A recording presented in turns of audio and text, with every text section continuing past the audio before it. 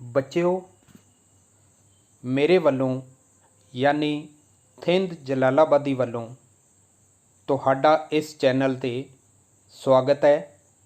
ਅੱਜ ਦੀ ਇਸ ਵੀਡੀਓ ਵਿੱਚ ਅਸੀਂ ਪੰਜਾਬ ਸਕੂਲ ਸਿੱਖਿਆ ਬੋਰਡ ਵੱਲੋਂ 8ਵੀਂ ਜਮਾਤ ਲਈ ਪ੍ਰਕਾਸ਼ਿਤ ਪੰਜਾਬੀ ਪੁਸਤਕ ਦੂਜੀ ਭਾਸ਼ਾ ਦਾ 6ਵਾਂ ਪਾਠ ਕਰਾਂਗੇ।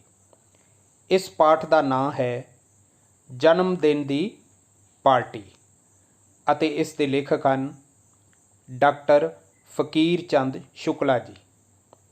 ਪਾਠ ਸ਼ੁਰੂ ਕਰਨ ਤੋਂ ਪਹਿਲਾਂ ਅਸੀਂ ਇਸ ਪਾਠ ਦੇ ਲੇਖਕ ਬਾਰੇ ਸੰਖੇਪ ਜਾਣਕਾਰੀ ਪ੍ਰਾਪਤ ਕਰਦੇ ਹਾਂ। ਡਾਕਟਰ ਫਕੀਰ ਚੰਦ ਸ਼ੁਕਲਾ ਜੀ ਪੰਜਾਬ ਖੇਤੀਬਾੜੀ ਯੂਨੀਵਰਸਿਟੀ ਲੁਧਿਆਣਾ ਦੇ ਫੂਡ ਟੈਕਨੋਲੋਜੀ ਦੇ ਸੇਵਾ ਮੁਕਤ ਪ੍ਰੋਫੈਸਰ ਹਨ।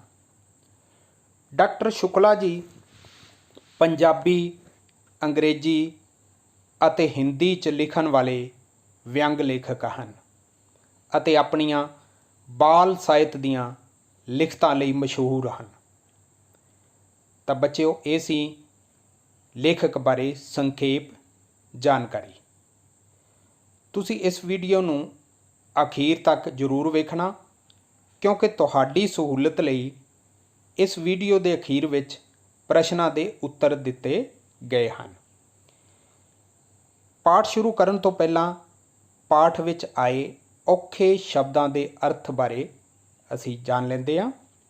ਪਹਿਲਾ ਹੈ ਅਫਸੋਸ। ਅਫਸੋਸ ਦਾ ਮਤਲਬ ਦੁੱਖ। ਦੂਸਰਾ ਮੁਫਤ ਦਾ ਮਤਲਬ ਹੈ ਬਿਨਾਂ ਮੁੱਲ ਦਾ। ਪ੍ਰਾਈਵੇਟ ਮਤਲਬ ਨਿੱਜੀ। ਪੰਘਰਾਉਣਾ ਮਤਲਬ ਪਿਘਲਣਾ। ਪੰਜਵਾਂ ਖਿਆਲ ਦਾ ਮਤਲਬ ਹੈ ਵਿਚਾਰ। ਆਰਥਿਕ ਪੈਸੇ ਸੰਬੰਧੀ। ਵਾਕਫ ਜਾਣ ਪਛਾਣ ਵਾਲਾ। ਅੱਠਵਾਂ ਬਾਵਜੂਦ ਹੁੰਦਿਆਂ ਹੋਇਆਂ। ਨੌਵਾਂ ਟੌਰ ਦਾ ਮਤਲਬ ਹੈ ਠਾਠ। ਦਸਵਾਂ ਜੋਸ਼ ਮੱਠਾ ਪੈ ਜਾਣਾ ਮਤਲਬ ਉਤਸ਼ਾਹ ਠੰਡਾ ਹੋ ਜਾਣਾ। 11ਵਾਂ ਡਾਢੀ ਬਹੁਤ ਜ਼ਿਆਦਾ। 12ਵਾਂ ਮੁਬਾਰਕਾਂ ਦਾ ਮਤਲਬ ਹੈ ਵਧਾਈਆਂ। ਖਿੱਝ ਕੇ ਗੁੱਸੇ ਵਿੱਚ। 14ਵਾਂ ਤਾਰਨਾ ਦਾ ਮਤਲਬ ਇਰਾਦਾ ਕਰਨਾ। 15ਵਾਂ ਕਲੇਸ਼। ਕਲੇਸ਼ ਦਾ ਮਤਲਬ ਹੈ ਝਗੜਾ। 16ਵਾਂ ਝੜਪ ਦਾ ਮਤਲਬ ਝਗੜਾ, ਲੜਾਈ। 17ਵਾਂ ਖੱਟਣਾ ਕਮਾਉਣਾ। 18ਵਾਂ ਚੌਂਚਲੇ ਦਾ ਮਤਲਬ ਹੈ ਨਾਜ ਜਾਂ ਨਖਰੇ। 19ਵਾਂ ਲਾਗਲੀ ਦਾ ਮਤਲਬ ਹੈ ਨੇੜੇ ਦੀ। 20ਵਾਂ ਕਬਾੜ, ਟੁੱਟੀਆਂ ਭੱਜੀਆਂ ਚੀਜ਼ਾਂ ਨੂੰ ਕਬਾੜ ਕਹਿੰਦੇ ਨੇ। 21ਵਾਂ ਖਲੇਪੜ। ਖਲੇਪੜ ਦਾ ਮਤਲਬ ਹੈ ਕੰਧ ਆਦਿ ਦੇ ਪੁਰਾਣੇ ਹੋਣ ਕਾਰਨ ਕੰਧ ਤੋਂ ਉਤਰਨ ਵਾਲੀ ਮਿੱਟੀ। 22ਵਾਂ ਹੈ ਝੜੀ ਦਾ ਮਤਲਬ ਕਈ ਦਿਨਾਂ ਤੱਕ ਮੀਂਹ ਦਾ ਲਗਾਤਾਰ ਪੈਣਾ। 23ਵਾਂ ਸੱਤਿਆਨਾਸ ਦਾ ਮਤਲਬ ਹੈ ਮਲੀਆ ਮੇਟ। 24 ਹੈ ਇਮਤਿਹਾਨ। ਇਮਤਿਹਾਨ ਦਾ ਮਤਲਬ ਪ੍ਰੀਖਿਆ। 25 ਸੁੰਨ ਕੁਝ ਵੀ ਮਹਿਸੂਸ ਨਾ ਹੋਣਾ। ਅਤੇ 26ਵਾਂ ਤਕਲੀਫ ਦਾ ਮਤਲਬ ਕਸ਼ਟ ਜਾਂ ਪੀੜ। 27ਵਾਂ ਖੁਸ਼ੀ ਨਾਲ ਫੁੱਲਿਆ ਨਹੀਂ ਸਮਾਣਾ ਮਤਲਬ ਬਹੁਤ ਖੁਸ਼ ਹੋਣਾ। ਆਓ ਅਸੀਂ ਹੁਣ ਪਾਠ ਸ਼ੁਰੂ ਕਰਦੇ ਹਾਂ। ਪਾਠ 6 ਜਨਮ ਦਿਨ ਦੀ ਪਾਰਟੀ।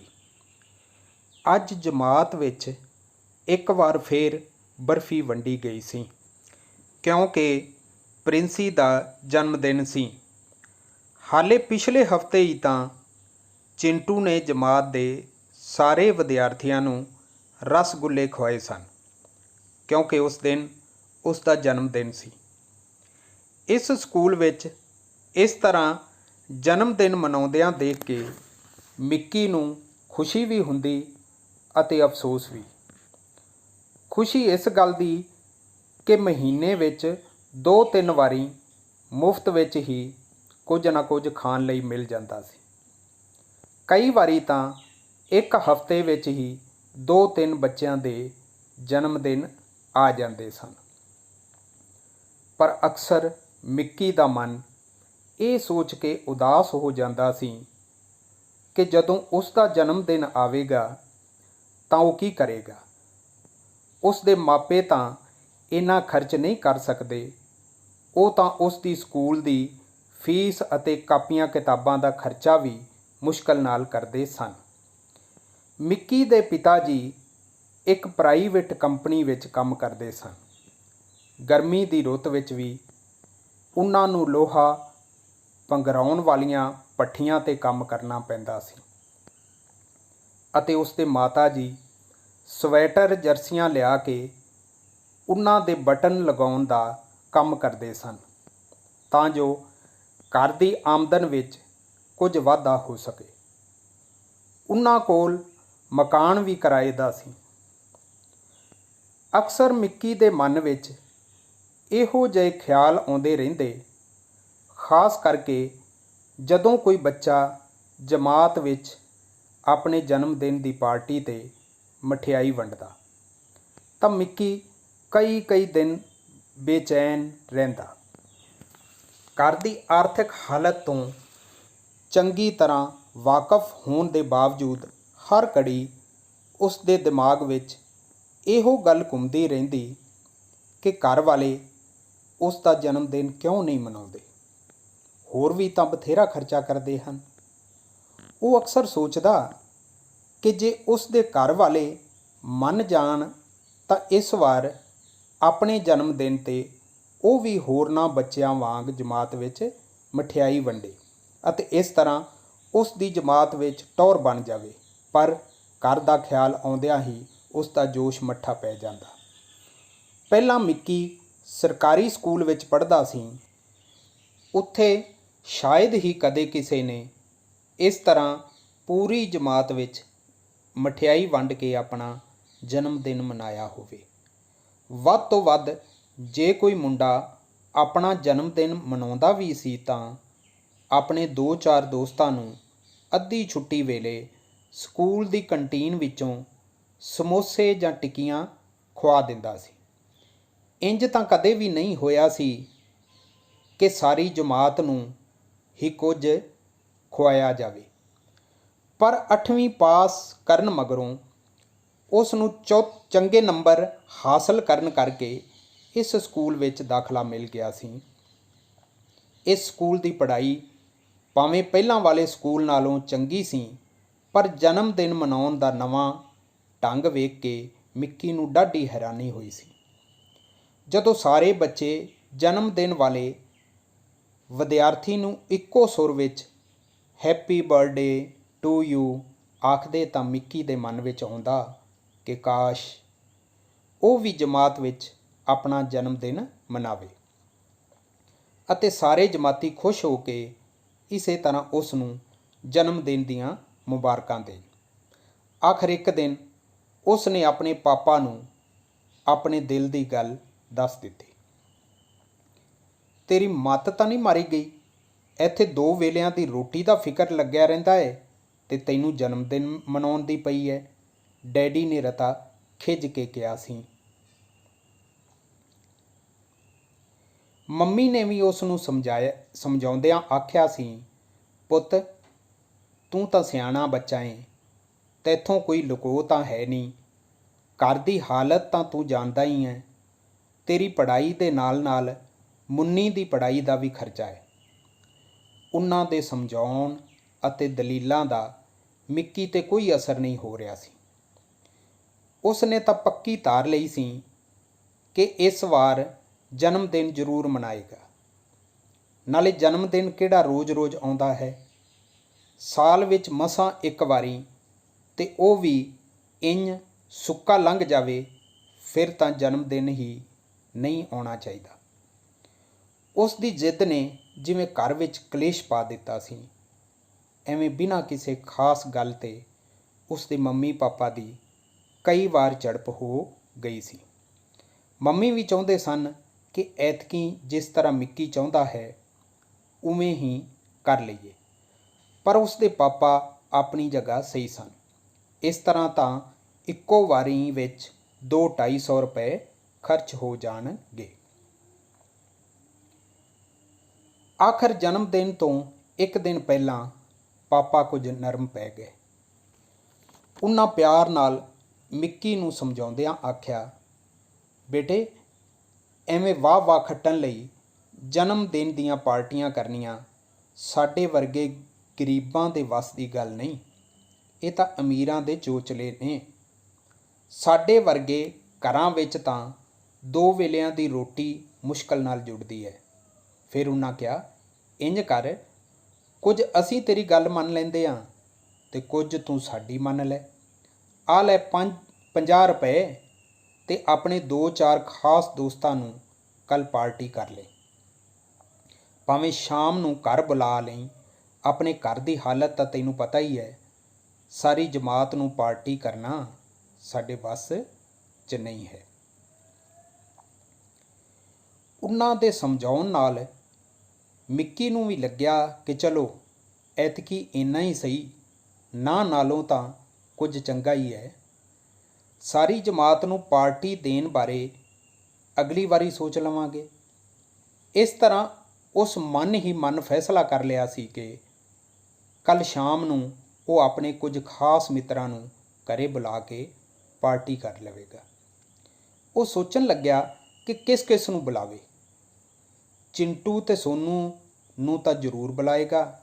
ਲੋੜ ਪੈਣ 'ਤੇ ਉਹ ਉਸ ਨੂੰ ਹੋਮਵਰਕ ਦੀਆਂ ਕਾਪੀਆਂ ਦੇ ਦਿੰਦੇ ਹਨ। ਵਿੱਕੀ ਨੂੰ ਤਾਂ ਰਹਿਣ ਦੇਵਾਂਗਾ, ਉਹ ਤਾਂ ਬਹੁਤ ਅਮੀਰ ਹੈ, ਐਵੇਂ ਉਸ ਦੇ ਘਰ ਦੀ ਹਾਲਤ ਦੇਖ ਕੇ ਮਜ਼ਾਕ ਉਡਾਏਗਾ। ਖੈਰ, ਉਸ ਨੇ ਮਨ ਵਿੱਚ 2-3 ਦੋਸਤਾਂ ਨੂੰ ਬੁਲਾਉਣ ਦਾ ਫੈਸਲਾ ਕਰ ਲਿਆ।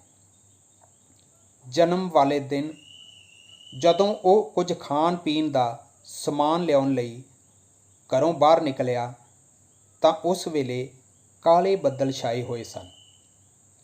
ਉਹ ਦਰੇਸੀ ਦੇ ਮੈਦਾਨ ਦੀ ਲਾਗਲੀ ਦੁਕਾਨ ਤੋਂ ਕੁਝ ਪਕੌੜੇ ਅਤੇ ਸਮੋਸੇ ਲਿਆਉਣਾ ਚਾਹੁੰਦਾ ਸੀ। ਉੱਥੋਂ ਦੀਆਂ ਚੀਜ਼ਾਂ ਦੀ ਆਪਣੀ ਹੀ ਮਸ਼ਹੂਰੀ ਸੀ, ਪਰ ਅਜੇ ਉਹ ਦੁਕਾਨ ਤੋਂ ਦੂਰ ਹੀ ਸੀ ਕਿ ਇੱਕਦਮ ਤੇਜ਼ ਮੀਂਹ ਪੈਣ ਲੱਗ ਪਿਆ। ਉਹ ਭੱਜ ਕੇ ਇੱਕ ਘਰ ਦੇ ਮੂਹਰੇ ਜਾ ਖਲੋਤਾ। ਘਰ ਦਾ ਬੂਹਾ ਖੁੱਲ੍ਹਾ ਸੀ। ਉਹ ਮੀਂਹ ਤੋਂ ਬਚਣ ਲਈ ਬੂਹੇ ਦੇ ਕੋਲ ਹੋ ਗਿਆ। ਉਸੇ ਵੇਲੇ ਅੰਦਰੋਂ ਆਵਾਜ਼ ਆਈ, ਬੇਟੇ ਅੰਦਰ ਲੰਘ ਆ, ਐਵੇਂ ਮੀਂਹ 'ਚ ਭਿੱਜ ਕੇ ਕਿਤੇ ਬਿਮਾਰ ਨਾ ਹੋ ਜਾਈਂ। ਮਿੱਕੀ ਘਰ ਅੰਦਰ ਚਲਾ ਗਿਆ। ਇੱਕ ਖਸਤਾ ਹਾਲ ਜਿਹਾ ਘਰ ਸੀ। ਕਮਰੇ ਦੀਆਂ ਕੰਧਾਂ ਦੇ ਖਲੇਪੜ ਲੱਥੇ ਹੋਏ ਸਨ। ਇੱਧਰ ਉੱਧਰ ਕਬਾੜ ਖਿੰਡਰਿਆ ਪਿਆ ਸੀ। ਲਾਗੇ ਹੀ ਮੰਜੇ 'ਤੇ ਇੱਕ 10-12 ਸਾਲਾਂ ਦਾ ਮੁੰਡਾ ਲੰਮਾ ਪਿਆ ਖੰਘ ਰਿਹਾ ਸੀ। ਤੁਸੀਂ ਇਹਦੀ ਦਵਾਈ ਕਿਉਂ ਨਹੀਂ ਲੈ ਆਉਂਦੇ? ਖੰਘ ਕੇ ਮੁੰਡੇ ਦਾ ਸਾਹ ਸੁੱਕ ਗਿਆ। ਸਵੇਰ ਦਾ ਬੁਖਾਰ ਵੀ ਚੜ੍ਹਿਆ ਹੋਇਆ ਹੈ। ਉੱਥੇ ਬੈਠੀ ਔਰਤ ਨੇ ਕਿਹਾ ਤਾਂ ਉਹ ਆਦਮੀ ਰਤਾ ਖਿੱਝ ਕੇ ਬੋਲਿਆ, ਦਵਾਈ ਆਪਣੇ ਸਿਰ ਦੀ ਲਿਆਵਾਂ, ਜੇਬ ਵਿੱਚ ਧੇਲਾ ਨਹੀਂ। ਚਾਹ 'ਚ ਤੁਲਸੀ ਦੇ ਪੱਤੇ ਉਬਾਲ ਕੇ ਦੇ ਦੇ, ਆਪੇ ਬੁਖਾਰ ਉਤਰ ਜਾਊ। ਚਾਹ ਕਾਹਦੀ ਬਣਾਵਾਂ? ਨਾ ਘਰ ਵਿੱਚ ਖੰਡੇ ਤੇ ਨਾ ਦੁੱਧ। ਉਸ ਔਰਤ ਨੇ ਜਿਵੇਂ ਰੋਣ ਹਾਕੀ ਹੋ ਕੇ ਕਿਹਾ, ਮੈਂ ਵੀ ਦੱਸ ਕੀ ਕਰਾਂ? ਇਸ ਝੜੀ ਦਾ ਸੱਤਿਆਨਾਸ ਹੋਵੇ। 2 ਦਿਨਾਂ ਤੋਂ ਦਿਹਾੜੀ ਨਹੀਂ ਲੱਗੀ। ਰੱਬ ਵੀ ਜਿਵੇਂ ਸਾਡਾ ਇਮਤਿਹਾਨ ਲੈ ਰਿਹਾ। ਆਖਦਿਆਂ ਉਸ ਆਦਮੀ ਦਾ ਮਨ ਭਰ ਆਇਆ। ਉਹਨਾਂ ਦੀਆਂ ਗੱਲਾਂ ਸੁਣ ਕੇ ਮਿੱਕੀ ਜਿਵੇਂ ਸੁੰਨ ਹੋ ਗਿਆ। ਉਸ ਨੂੰ ਜਾਪਿਆ ਉਸ ਦੇ ਪਾਪਾ ਠੀਕ ਹੀ ਕਹਿੰਦੇ ਸਨ ਕਿ ਪਾਰਟੀਆਂ ਕਰਨੀਆਂ ਤਾਂ ਅਮੀਰਾਂ ਦੇ ਚੌਂਚਲੇ ਹਨ। ਆਮ ਆਦਮੀ ਨੂੰ ਤਾਂ ਰੋਟੀ ਦੇ ਹੀ ਲਾਲੇ ਪਏ ਰਹਿੰਦੇ ਹਨ। ਉਹ ਕੁਝ ਪਲ ਸੋਚਦਾ ਰਿਹਾ। ਆਖਰਕਾਰ ਉਸ 50 ਦਾ ਨੋਟ ਉਸ ਆਦਮੀ ਵੱਲ ਵਧਾ ਦਿੱਤਾ ਤੇ ਕਿਹਾ, ਅੰਕਲ ਜੀ, ਤੁਸੀਂ ਪਹਿਲਾਂ ਪੈਸਿਆਂ ਨਾਲ ਇਸ ਦੀ ਦਵਾਈ ਲੈ ਆਓ। ਨਹੀਂ ਪੁੱਤ, ਰੱਬ ਆਪੇ ਸਾਰ ਦੇਵੇਗਾ, ਤੂੰ ਕਾਹਨੂੰ ਤਕਲੀਫ ਕਰਦਾ ਹੈ? ਨਹੀਂ ਅੰਕਲ ਜੀ, ਤਕਲੀਫ ਵਾਲੀ ਤਾਂ ਕੋਈ ਗੱਲ ਨਹੀਂ। ਨਾਲੇ ਅੱਜ ਤਾਂ ਮੇਰਾ ਜਨਮ ਦਿਨ ਹੈ। ਮੈਂ ਖੁਸ਼ ਹੋ ਕੇ ਆਪਣੇ ਛੋਟੇ ਵੀਰ ਨੂੰ ਦੇ ਰਿਹਾ ਹਾਂ। ਪਤਾ ਨਹੀਂ ਕਿਉਂ ਇੰਜ ਆਖਦਿਆਂ ਮਿੱਕੀ ਦਾ ਮਨ ਭਰ ਆਇਆ। ਥੋੜ੍ਹੀ ਦੇਰ ਮਗਰੋਂ ਮੀਂਹ ਰੁਕ ਗਿਆ ਅਤੇ ਮਿੱਕੀ ਆਪਣੇ ਘਰ ਵੱਲ ਤੁਰ ਪਿਆ। ਪਰ ਹੁਣ ਉਸ ਦਾ ਮਨ ਖੁਸ਼ੀ ਨਾਲ ਫੁੱਲਿਆ ਨਹੀਂ ਸਮਾ ਰਿਹਾ ਸੀ। ਉਸ ਨੂੰ ਇੰਜ ਜਾਪ ਰਿਹਾ ਸੀ ਜਿਵੇਂ ਉਹ ਆਪਣੇ ਜਨਮ ਦਿਨ ਦੀ ਬਹੁਤ ਵੱਡੀ ਪਾਰਟੀ ਕਰਕੇ घर वापस आ रहा सी। तो बच्चों ये सी पाठ।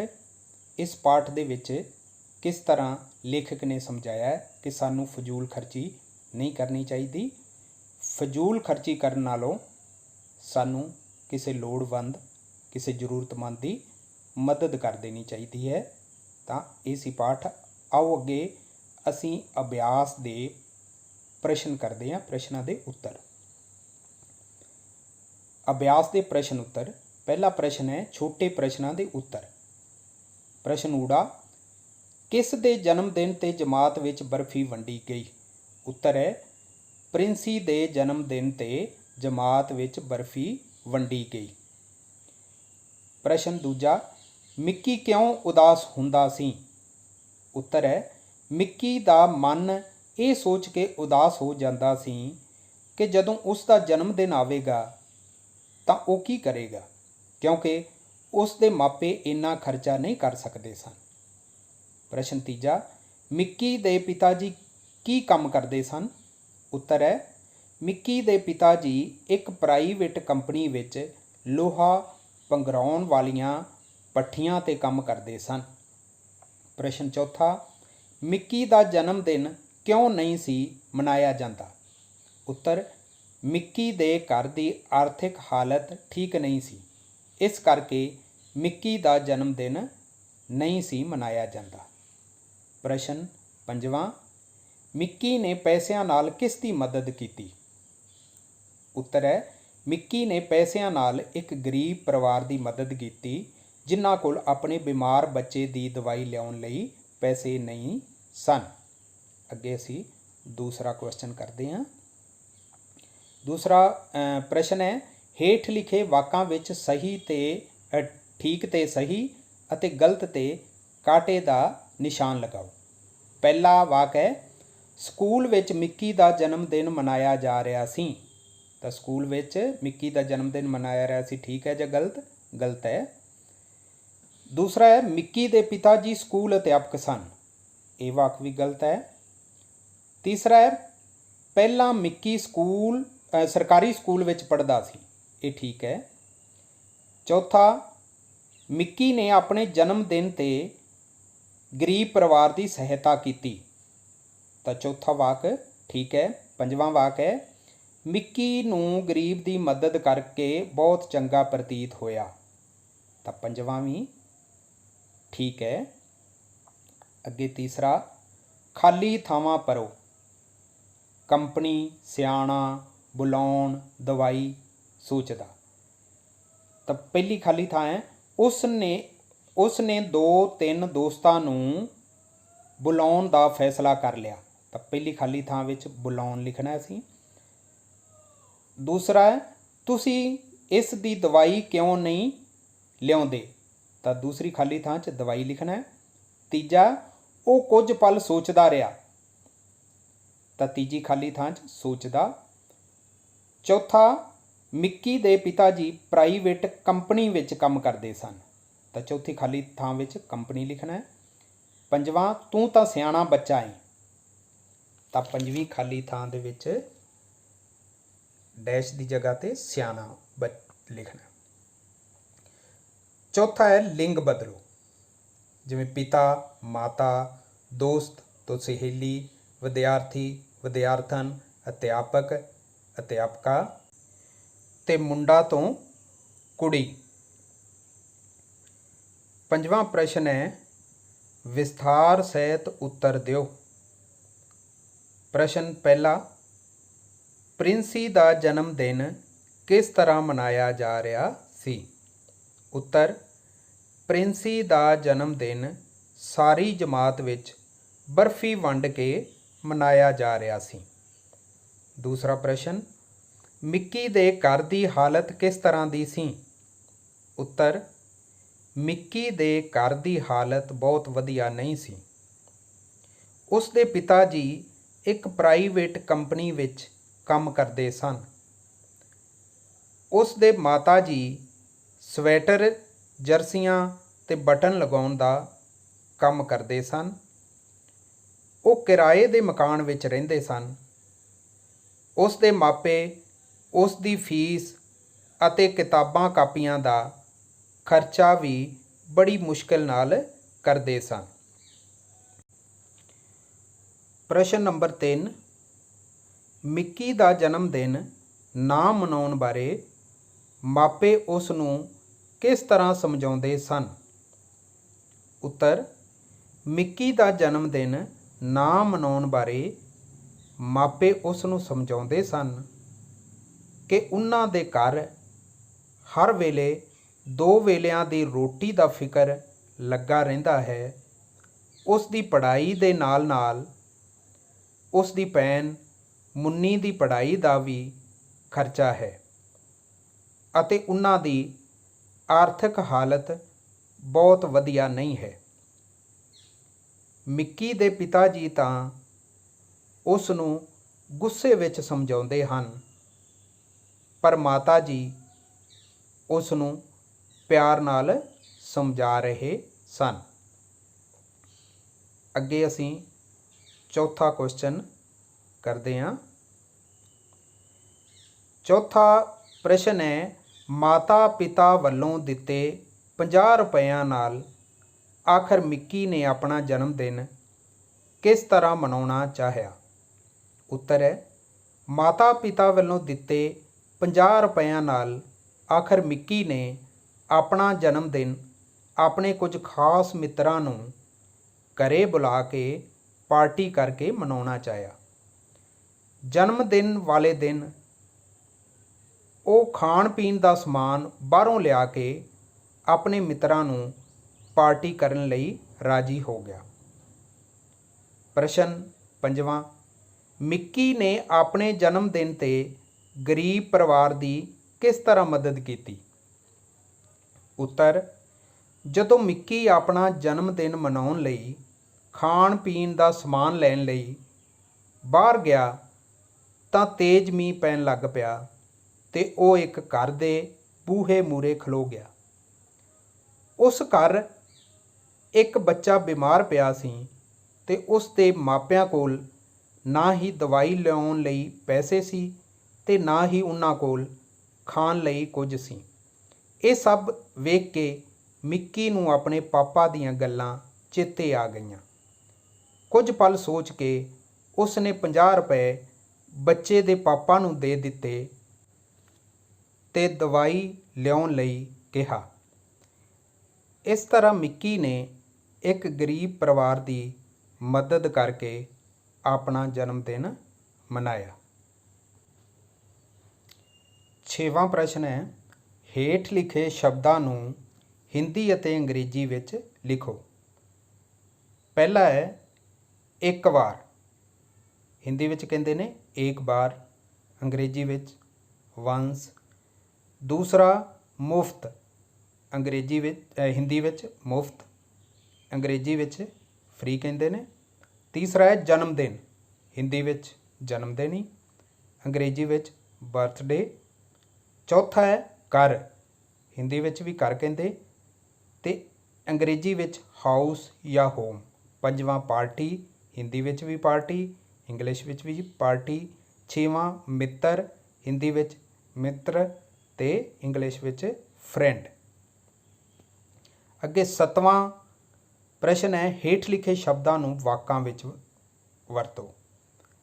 ਸਾਨੂੰ ਵਾਕ ਦਿੱਤੇ ਗਏ ਨੇ, ਜਿਵੇਂ ਪੱਠੀਆਂ, ਆਰਥਿਕ, ਕਲੇਸ਼, ਫੈਸਲਾ ਤੇ ਇਮਤਿਹਾਨ।